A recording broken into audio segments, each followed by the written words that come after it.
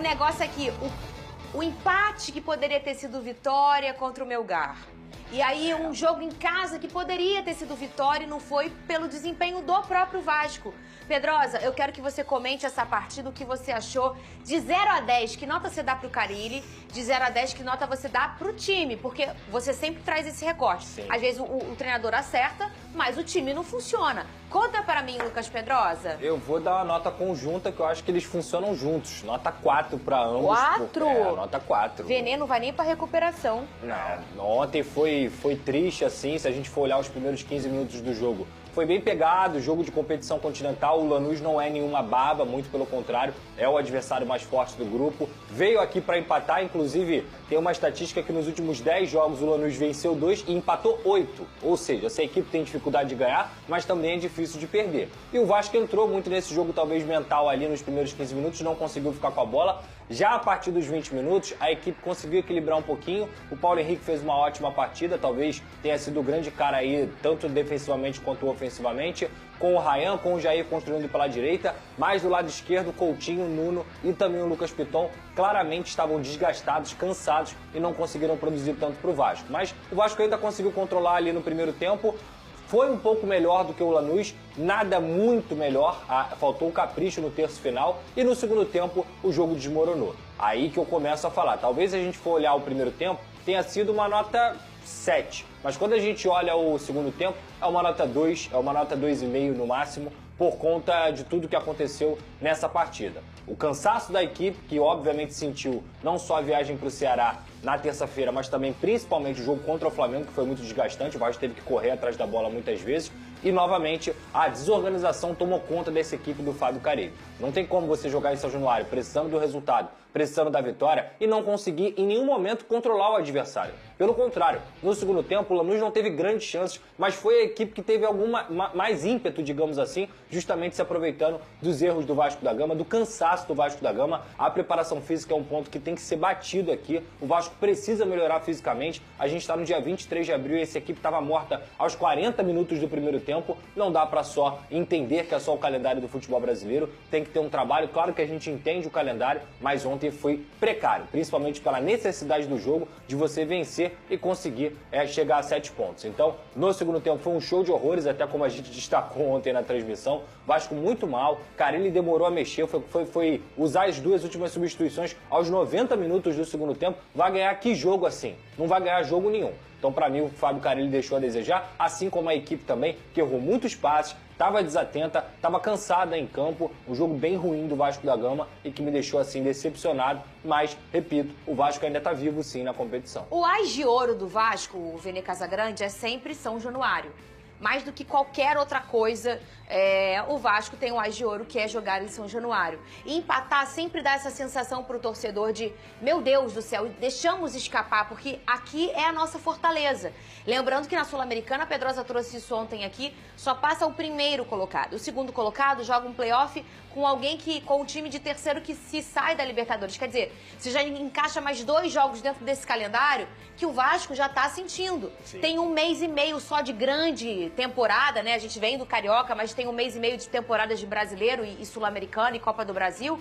E o Vasco já tá sentindo. Ontem, várias vezes na transmissão, o Pedrosa traz esse recorte. O Vasco vem de não sei quantos jogos em 20 dias. E aí já tá pagando a conta agora. A gente nem entrou no mês de maio ainda, Venê Casagrande. Mas, Fernandinha, em relação ao número de jogos, primeiramente, boa tarde, Pedrosa. Inclusive, parabéns pela transmissão ontem.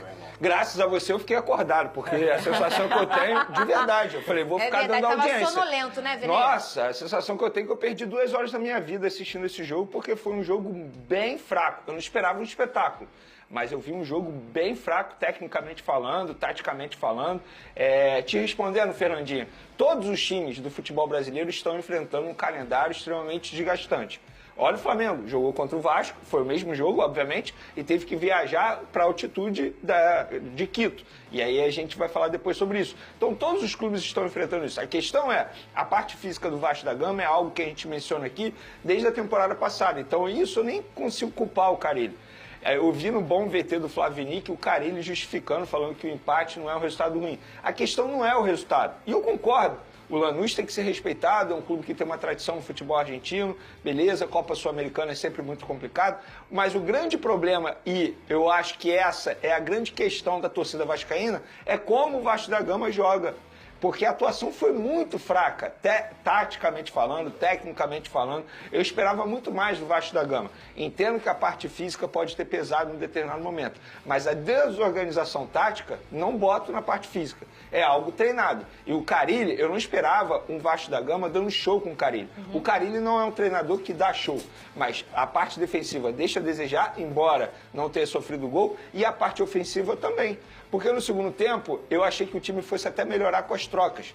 Mas eu acho que continuou a desorganização. E eu concordo com o Pedrosa, inclusive, durante a transmissão. Porque não adianta você mudar por mudar apenas para dar um fôlego na equipe. Não, você tem que mudar pensando numa estratégia. O que me pareceu que o Carille não pensou em nenhuma estratégia. Apenas viu um jogador cansado e falou, vou fazer substituição. Ele não pensou em como vencer a estratégia do time argentino. Porque o time argentino veio para não perder.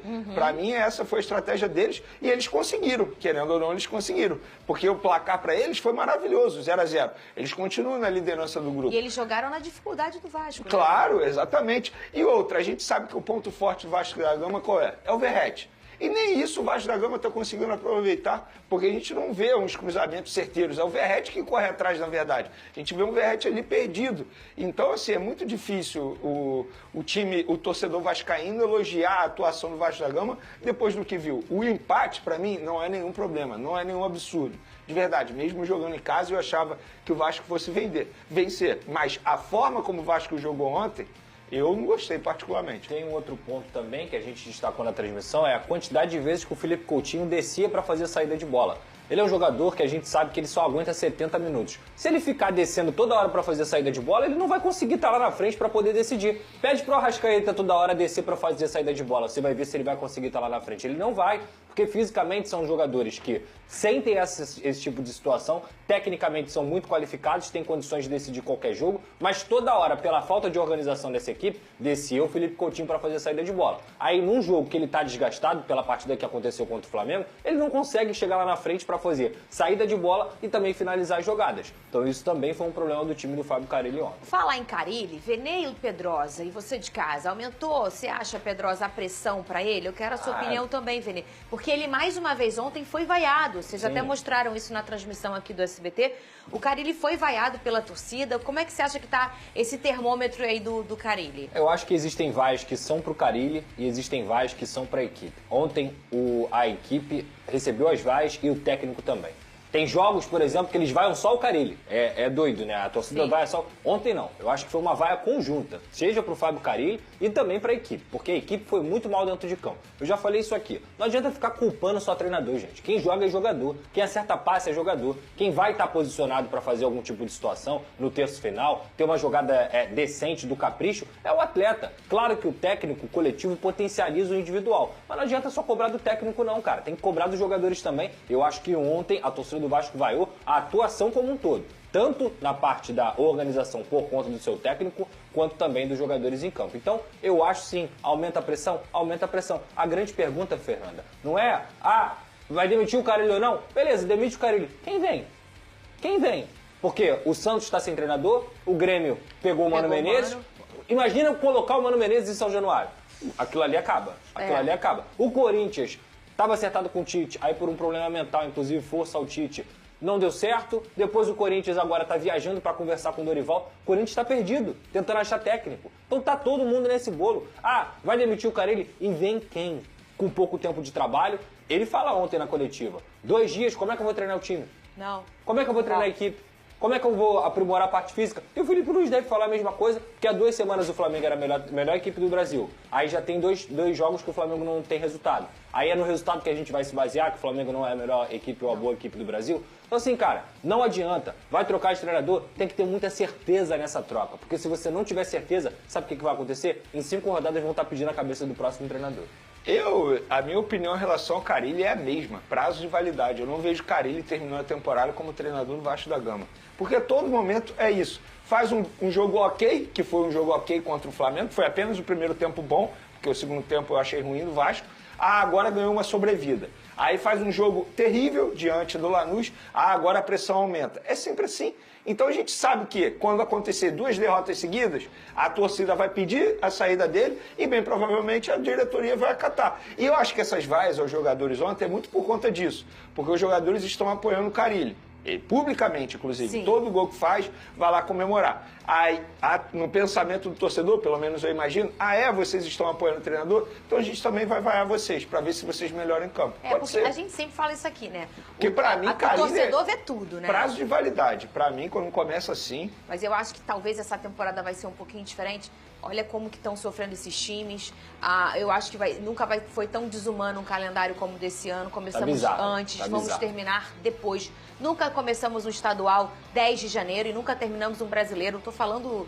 Não, é literalmente de janeiro a dezembro. É Venê, literalmente assim. 3 dias antes do Natal que vai acabar o Campeonato Brasileiro. Então, os times que estão nessas competições internacionais, né, e intercontinentais, na verdade, e também nas competições nacionais, que elas estão só começando, tá todo mundo jogando ainda, esses times vão passar esse sufoco com o treinador importado, com o treinador brasileiro, com o treinador retranqueiro. Você sabe que a CBF está torcendo para nenhum brasileiro ganhar a Libertadores, né? Porque o Mundial, no fim do ano, começa antes de acabar o Campeonato Brasileiro. Vai ser pior do que foi com o Botafogo ano passado, que quase não chegava no Mundial. É isso, exatamente. Pra terminar Qual é o brasileiro. próximo jogo do Flamengo? O Flamengo pega o Corinthians domingo. Imagina se o Flamengo não ganha. 3 jogos seguidos sem ganhar. Vai fazer com que o Felipe Luiz seja o pior técnico do Não, Brasil. isso já começou ontem. O Internacional tomou a lavada do Nacional. Pronto, agora já tem que mudar. E empatou depois. Empatou depois. Sabe qual é o problema? Os técnicos, eles não estão tendo tempo para trabalhar. O clima não está tendo tempo para aproveitar as vitórias, porque 2 dias depois tem jogo. E até as derrotas, elas se potencializam. Ou seja, você não respira no futebol. Não. Você não tem calma, você não tem paciência, você não tem condições de parar e olhar assim, cara, vamos dar uma olhada aqui que a gente Pedrosa, fez em errado. dois, Não dá pra consertar em 2 nada. jogos Não dá pra seguidos, consertar nada. o Felipe Luiz só teve 1 dia de preparação. Em 2 jogos seguidos. Sim, porque exato. o jogo anterior Exato. contra a LDU, ele só teve um dia para se preparar. Para esse jogo contra a LDU também só foi 1 dia para se preparar, que foi a segunda-feira. Porque no domingo ficou o dia inteiro viajando. Exato. Como é que o time vai render bem fisicamente para jogar na altitude? E, Venê, tem um ponto que ninguém fala, que é a parte mental do atleta. Com certeza. E eu fiquei frente com o Alex Telles, eu passei isso pra vocês, que ele falou, Fernanda, a minha mala, ela tá arrumada há não sei quantas semanas. O Felipe Luiz fala isso porque sempre, eu cara. não desfiz a mala, porque não dá. Meu filho nasceu agora, é pequeno, não consegui ver meu Não filho aproveita direito. o filho. E assim, tá só começando. É o reality do futebol. E eu acho que essa temporada vai ser a mais nociva, a mais desumana. E a gente não tá falando só dessa parte física, que ela acontece também. Ah, Fernanda, mas o cara ganha 1,5 milhão. Os jogadores ganham 1 milhão, ganha meio milhão. Gente, dinheiro nem sempre é tudo. Você pode ganhar meio milhão, 1 milhão. Mas se o seu corpo não tá aguentando a batida que tá, se a sua mente não tá aguentando, você não vê tua família, você não vê nada, você vive viajando, você não consegue melhorar. E há pressão, porque nenhum país se cobra mais do jogador do futebol do que um político, que é o Brasil. A gente cobra mais do jogador de futebol do que os políticos do nosso país. Então, assim, vai ser um ano complicadíssimo pra gente, O caso pro do produto Tite, futebol. O caso do Tite é muito claro, é um recado muito claro de que o fato do futebol tá sendo da forma como tá sendo. O Tite, que é um treinador que tem o quê? 30 anos de carreira, podemos colocar assim, ele chegar no auge, digamos assim, talvez da sabedoria dele, com 63 anos Sim. e tudo mais, falar assim, eu não vou assumir o Corinthians porque eu preciso cuidar da minha saúde mental. Isso tem tudo a ver com a exposição, com as redes sociais, Pedrosa, com o calendário, eu tenho com informação absolutamente porque tudo. eu conversei com uma pessoa que foi da comissão técnica dele no Flamengo, e essa pessoa, na época, me falou o seguinte, o Tite está espantado de como o futebol está sendo trabalhado, entre aspas, pela população. Exato. Porque ele ficou espantado com a forma que ele recebia as cobranças. E assim, ele não é contra a cobrança, mas a forma como era feita, entendeu? Então assim, e não me assustou em nada isso que aconteceu com o Tite. Me assustaria se ele tivesse aceitado ir para o Corinthians, porque seria uma pressão enorme também, porque essa pessoa ficou assim, preocupada com a saúde do Tite. E agora vem a público E tá isso aí aí, a né? público, A gente tem que exatamente. repensar a cultura. Essa que é a verdade. Se não repensar a forma como a gente encara futebol, achando que toda vez o seu time vai vencer tudo, toda vez o seu time tem que ser o campeão e etc., a gente vai acabar sucateando mais profissional. É por